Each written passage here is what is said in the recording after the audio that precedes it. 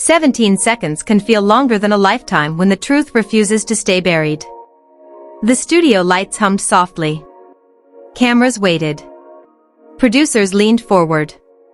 And Lisa Bluder, one of the most respected coaches in American basketball, sat perfectly still, eyes locked somewhere far beyond the interview room. The question wasn't hostile. It wasn't complicated. It was the kind of question legends answer on autopilot. What was Caitlin Clark's legacy at Iowa? But autopilot failed her. Because this question didn't ask for statistics. It didn't ask for banners, trophies, or sellout crowds. It asked for something far more dangerous: honesty. And when Bluder finally spoke, she didn't give the answer anyone expected. She didn't smile. She didn't soften it. She didn't protect the mythology. She said the words that shattered the safe version of the story.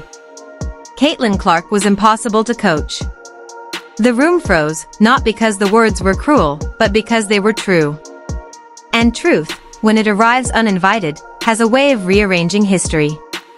For decades, we've been trained to believe greatness follows a script. Talent arrives, discipline refines it, systems elevate it, and championships validate it. But Caitlin Clark didn't follow scripts. She bent them until they cracked. And Lisa Bluder, a coach who had spent nearly a quarter-century mastering control, structure, and leadership, found herself confronting something no coaching manual prepared her for: a player whose mind moved faster than instruction, whose instincts outran systems, whose hunger couldn't be contained by authority. This isn't the story of a rebellious athlete or an unmanageable star. It's the story of what happens when rare genius collides with a human system designed for order. And it begins long before sold-out arenas, record-breaking numbers, or viral highlights. It begins with a teenage girl sitting at a kitchen table, torn between destiny and desire. Notre Dame was supposed to be inevitable. For families like Caitlin Clark's, it wasn't just a school, it was a symbol. Faith. Tradition. Legacy. The kind of place you grow up imagining before you even understand why. She committed the way you commit to something everyone expects you to want. Muffet McGraw, a coaching icon. The Fighting Irish uniform. National respect. Security. Approval. And yet, the moment the decision was made, something inside Caitlin broke rhythm. Sleep became impossible. The excitement felt rehearsed. Her mind checked every logical box, but her body rejected the conclusion. This wasn't fear. It was misalignment. The quiet terror of realizing you're walking toward a future that doesn't belong to you. Just a few hours away, in Iowa City, there was another path, one that didn't glitter as brightly, one that didn't come with automatic prestige. Lisa Bluder had already built something formidable at Iowa. She'd turned overlooked players into professionals. She'd won Coach of the Year. She'd accumulated victories the slow, unforgiving way, through development, culture, and trust. But Iowa wasn't supposed to steal a star destined for blue blood royalty. Not like this. Caitlin's first dream had been Connecticut. Yukon. The factory of champions. But no offer came. Paige Buecher's was already the future there. The rejection stung, not because Caitlin doubted her talent, but because for the first time, the basketball world had told her she wasn't inevitable. That wound mattered more than anyone realized. Rejection didn't harden her. It sharpened her. When Caitlin finally made the call, to Notre Dame first, then to Iowa, it wasn't courage that defined the moment. It was clarity. Muffet McGraw didn't fight her decision. Legends recognize crossroads. And when Caitlin called Lisa Bluder next, that phone call quietly altered the trajectory of women's basketball.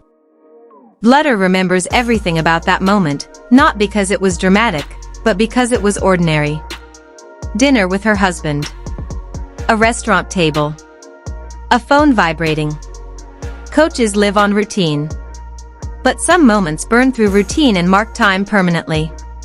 Caitlin asked one simple question: is there still room for me? Bluder didn't hesitate. And later, when the champagne arrived, celebration masked ignorance. Neither of them knew what they had just agreed to. Because accepting Caitlin Clark didn't mean adding a player. It meant inviting a force of nature into a system built for gravity. From the very first practices, it was obvious, Caitlin didn't experience basketball the way others did. She didn't read the game. She anticipated it. She didn't react to pressure. She hunted it. Years of being the solution had wired her brain to assume responsibility instantly and absolutely. In high school, this had been survival. At Dowling Catholic, Caitlin wasn't just the centerpiece, she was the engine, the oxygen, the emergency exit. Every possession defaulted to her because it had to. College didn't need that. College required something far more uncomfortable: trust. Lisa Bluder saw it immediately. Not selfishness. Not ego. Control. The belief, earned through repetition, that if something mattered, Caitlin had to do it herself. And this is where the myth fractures. Because coaching isn't about imposing control. It's about recognizing when control is the problem. The practices were intense. Emotions ran hot. Caitlin argued calls. Challenged teammates. Fought for possessions that didn't exist yet. And one day, Bluder did something that shocked everyone watching. She threw her star out of practice. Not as punishment. As intervention. Because passion unmanaged doesn't disappear. It mutates. Here's the truth few understand: Lisa Bluder didn't discipline Caitlin Clark to break her fire. She disciplined her to protect it. Officials were hesitant to whistle her. So Bluder did it hers.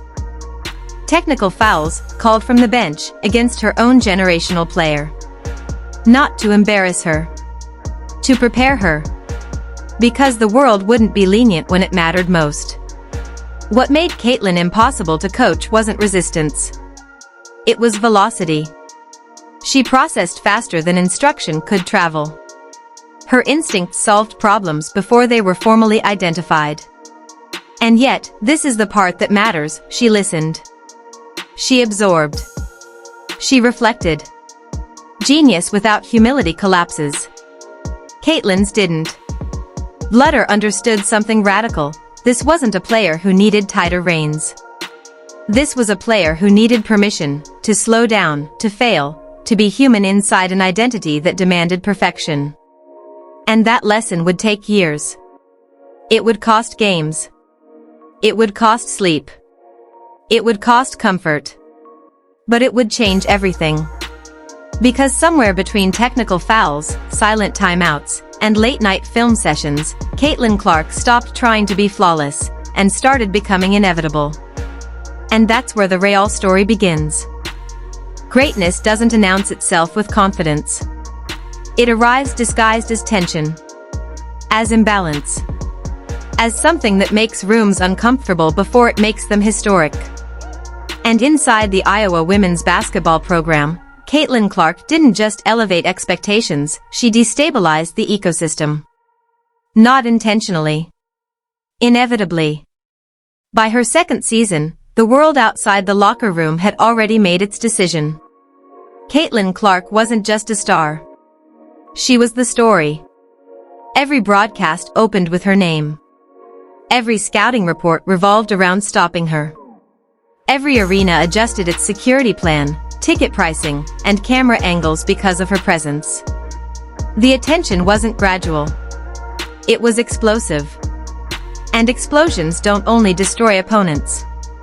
They reshape everything nearby. Lisa Bluder understood something that few coaches are brave enough to admit out loud: talent doesn't threaten opponents first, it threatens teammates. Not because teammates are weak, but because comparison is unavoidable. When one player becomes a gravitational center, everyone else must decide who they are in relation to it. This was the quiet war Bluder fought every day. Inside the locker room, nobody said it openly. These were elite athletes. Proud. Competitive. Professional. But pride doesn't disappear just because the cameras are pointed somewhere else. It waits. And if unmanaged, it rots culture from the inside. Bluder refused to let that happen. She addressed it head-on. No metaphors. No motivational posters. Just reality. She told them the truth most teams avoid. Caitlin's light was not stealing theirs. It was amplifying it. The sold-out arenas weren't just there for one name. They were there for Iowa. The media wasn't just watching one player. They were watching a system elevated by a singular force.